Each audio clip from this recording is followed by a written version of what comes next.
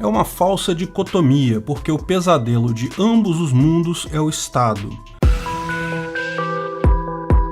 Esse é o Visão Libertária, sua fonte de informações descentralizadas e distribuídas. George Orwell e Aldous Huxley foram escritores ingleses do início do século XX. Ambos escreveram obras épicas que reconhecidamente entraram para o imaginário popular nos dias de hoje. Você pode não acompanhar, mas sabe que existe um programa muito famoso aqui no Brasil chamado Big Brother, cuja inspiração surgiu exatamente do romance 1984 de George Orwell. Mas existem inúmeras referências em outros filmes, livros e séries de ambos esses escritores em nossa cultura atual. Um ponto importante, ambas as obras possuem críticas diferentes ao mesmo mal, o socialismo. 1984, de George Orwell, e outras obras dele também são críticas mais diretas ao Estado totalitário comunista, enquanto Admirável Mundo Novo, de Huxley, também critica o comunismo, porém usando uma linguagem mais sutil, apelando para o conservadorismo puro.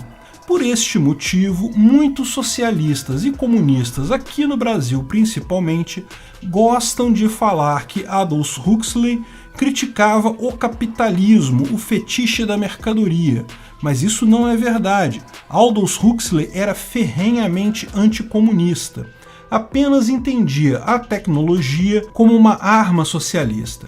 Apesar disso, para muitos socialistas brazucas, a crítica de Huxley pode ser aplicada ao capitalismo. Vamos entender um pouco mais a fundo a crítica de ambos e mostrar que, no final, ambas são críticas libertárias contra o Estado.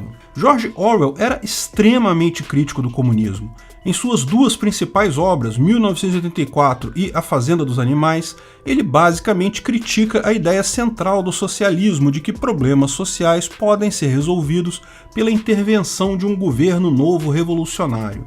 O Fazenda dos Animais é mais simples, fazendo praticamente uma paródia da Revolução Russa. 1984 é mais denso e mostra uma distopia trágica, implementada por um governo totalitário que vai podando as liberdades das pessoas em nome do ideal socialista. Sim, é o Big Brother, que vigia tudo e todos. A ideia marxista de uma revolução do proletariado acaba sempre gerando distopias absurdas, porque, como sabemos claramente desde o paper do Mises de 1921 sobre a impossibilidade do cálculo econômico no socialismo, não existe nenhuma possibilidade lógica do socialismo funcionar. No final, só resta a todo Estado que busca o comunismo usar a força bruta e limitar liberdades para se manter no poder. Mas os romances de Orwell vão muito além das tecnicidades, eles pintam mesmo cenários sombrios sobre como, na prática, evoluem os sistemas socialistas. A Fazenda dos Bichos, por exemplo, conta a história de uma fazenda em que os homens comandavam os animais. Os bichos se revoltam contra o fazendeiro e o expulsam, fazendo uma revolução para tomar controle da fazenda. A história, por óbvio, mostra uma revolução marxista, particularmente a Revolução Russa de 1917. A coisa toda tem um começo feliz e um final trágico. No início, os bichos ficam felizes, se sentindo livres, visto que não haviam mais humanos no controle. No entanto, alguém tem que comandar a fazenda. Os porcos acabam por assumir este papel. No final das contas, os porcos se tornam exatamente como os homens, tão cruéis quanto esses e oprimindo os demais animais tanto quanto os antigos donos. Mas pior, à medida que a revolução fracassa economicamente pelas ideias erradas tomadas no passado, mais e mais esforço é requerido dos animais, mais e mais violência é usada contra eles. Como explicamos, é uma clara paródia da Revolução Russa. O grande herói da Revolução das Fazendas dos Animais é um porco muito inteligente chamado Velho Major. Esse, lógico, é Vladimir Lenin. Porém, logo após a Revolução, Velho Major morre, tal como Lenin morreu. Napoleão, outro porco, assume o lugar de líder, claramente uma alusão a Joseph Stalin. Bola de Neve é um porco que se torna o porta-voz da Revolução, é um purista revolucionário. Lógico, é Trotsky. Da mesma forma que esse acaba sendo expulso da fazenda e sendo designado culpado por todos os infortúnios que acontecem no comunismo a partir daí. No final, os demais animais não conseguem mais distinguir os porcos dos humanos. E isso mostra uma crítica simples ao socialismo: poder é poder. Substituir o poder monárquico pela democracia, pelo poder comercial ou pelo poder do proletariado não faz diferença. Se não é o dinheiro definindo o poder, é o favor pessoal. Sempre haverá uma casta mandando em outras pessoas, e fazer isso em nome de um ideal fracassado na economia só irá gerar uma quantidade ainda maior de sofrimento no povo. 1984, por outro lado, é um livro muito mais sombrio, em que George Orwell explora todas as tragédias que se tornam comuns em regimes socialistas. Como explicamos em outros vídeos, na falta de um critério monetário para alocação de recursos, na falta de dinheiro, restam mecanismos baseados em autoridade e propaganda. Isso fatalmente gera incentivos para, por exemplo, mudar a história, mudar o significado de palavras, incentivar perseguição de cidadãos por cidadãos e, lógico, muita punição e violência. Não preciso explicar o quão traumática é a história de Wilson Smith, um funcionário do Ministério da Verdade encarregado de, lógico, reescrever a história conforme o interesse dos políticos. Sim, Orwell previu claramente as agências de fact-checking, que nada mais fazem do que reescrever a história conforme a posição ideológica oficial do partido. Mas Wilson Smith começa a acordar e perceber o absurdo da coisa, principalmente ao ver conhecidos desaparecerem e serem editados fora dos livros de história. Ele se envolve em um movimento que busca fugir daquele Estado autoritário, mas no final das contas não há final feliz em 1984. Esperamos que exista para o nosso mundo, que está cada vez mais parecido com 1984. Mas se Orwell é crítico absoluto do comunismo, mostra distopias comunistas em que o Estado ditatorial obriga pessoas a fazerem coisas a partir da manipulação dos meios de comunicação e da história, Aldous Huxley apresenta um contraponto ao mostrar que a coisa pode ser ainda mais sutil. Para Huxley, o problema não é a força bruta, mas o sutil convencimento subliminar.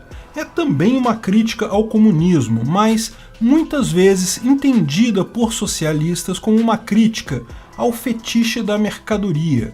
O Estado capitalista, na visão desses, domina a população não pela força, não pela coação, mas pelo suborno mental.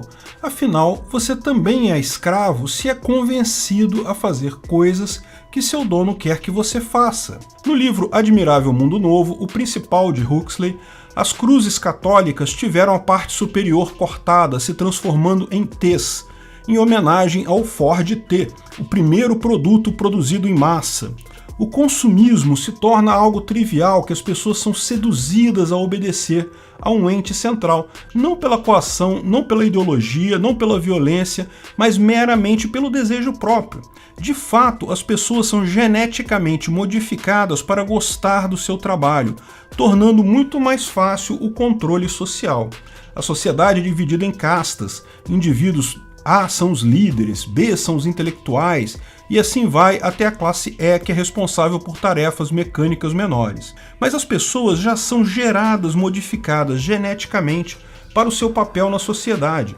A distopia de Huxley, ao contrário da de Orwell, descreve uma distopia capitalista pura, em que as pessoas não são obrigadas pela força a seguir ao Estado, mas ao contrário, são convencidas a isso porque o capitalismo distorce os seus interesses. Aqueles que tiverem algum problema ainda podem usar o Soma, uma droga que tem o maravilhoso efeito de te tornar feliz com qualquer coisa. Já pensou nisso? Imagine que existisse uma droga que, se você tomar, você se torna imediatamente feliz, deixa de se sentir revoltado, triste, explorado, pode ignorar perfeitamente qualquer estrutura opressora. Você tomaria essa droga? Pense bem, você seria feliz imediatamente, acabou todos os seus problemas. Mas no final das contas, se você não quer ser feliz, então por que ficar revoltado, infeliz, preocupado com estruturas opressoras? Por que todo o resto? Por que brigar contra a dominação, contra o Estado, se não é para ser feliz? Pois é, esse dilema filosófico é realmente bastante curioso. A história de Admirável Mundo Novo é contada por Bernard Marx, um cidadão classe B que, porém, começa a se sentir incomodado com o mundo e começa a querer entender como ele funciona. Para isso, ele acaba saindo da sociedade organizada e vivendo fora dela, onde impera a miséria. Aqui também não tem final feliz no livro, não. Mas é preciso reconhecer que muita gente encara isso como sendo um grande argumento anticapitalismo do Huxley. Orwell nos mostra que o problema do socialismo é muito ruim, a dominação pode ser feita pela doutrinação, pela modificação da história, em último caso pela força. Mas Huxley diz que o problema do capitalismo é ainda pior, porque não usa forças ou mentiras históricas, mas atua diretamente contra o nosso livre-arbítrio, tirando a nossa capacidade de pensar claramente.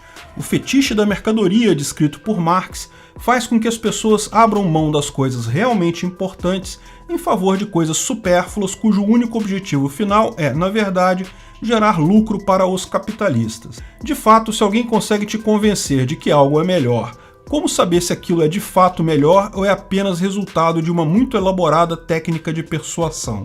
Mas veja, embora isso pareça um dilema à primeira vista, de fato percebemos que tal dilema não existe. Afinal, tudo se resume à sua capacidade de livre-arbítrio. Se você é capaz de tomar decisões por você mesmo, então é lógico que pode haver alguma influência, pode haver alguma persuasão efetiva, mas a decisão final é sua. Você tomou essa decisão considerando todas as informações de diversas fontes por sua livre e exclusiva vontade, mesmo que algumas dessas fontes de informação sejam muito persuasivas, porque a alternativa a isso é admitir que não temos livre-arbítrio. Se uma propaganda de um sistema capitalista pode influenciar subliminarmente o nosso cérebro, então por que o sistema comunista também não poderia influenciar subliminarmente o seu cérebro? Se o seu professor de faculdade diz que capitalistas americanos estão te influenciando com iPhones e fetiche da mercadoria, pensa bem, se você pode ser influenciado assim facilmente, o que garante que não é ele, o seu professor, que está agora te influenciando subliminarmente com o fetiche do socialismo? No final das contas, ou temos capacidade de tomar decisões independentes ou não temos. E se não temos capacidade de tomar decisões independentes, não importa quem nos direciona, se é propaganda capitalista ou comunista, já estamos fadados a sermos escravos. No final, o que entrega a distopia do Huxley como muito similar à do Orwell é justamente que ambas têm um Estado por trás. Esse é um erro muito comum dos socialistas, acreditar que o Estado é algo neutro.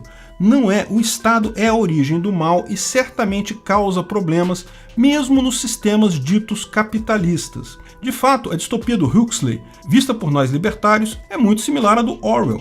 É basicamente a mesma coisa, porque o Estado continua organizando a sociedade e tomando decisões ruins, como todo mecanismo centralizado toma. As regras não são dadas pela argumentação livre entre indivíduos, mas pela imposição. Se são impostas pela força, como em 1984, ou sorrateiramente implantadas em sua mente, como o Admirável Mundo Novo, não importa. O erro é haver o planejamento central de tudo. Entre essas duas terríveis distopias, a ética argumentativa de Hoppe vem em nosso socorro. Porque, como bem coloca Hoppe, a única possibilidade de convivência pacífica humana é através da argumentação.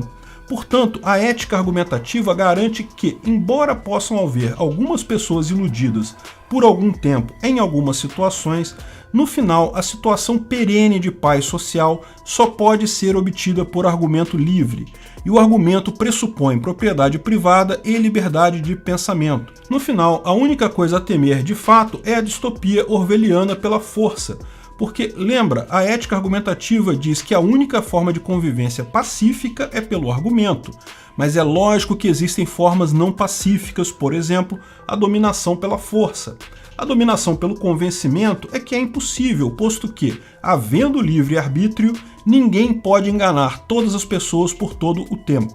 Só o argumento leva à paz. No final das contas, as distopias de Orwell e Huxley, embora colocadas como opostas no espectro esquerda-direita da política, para nós libertários são apenas formas diferentes de dominação estatal, ambas, no final das contas, destinadas ao fracasso no longo prazo.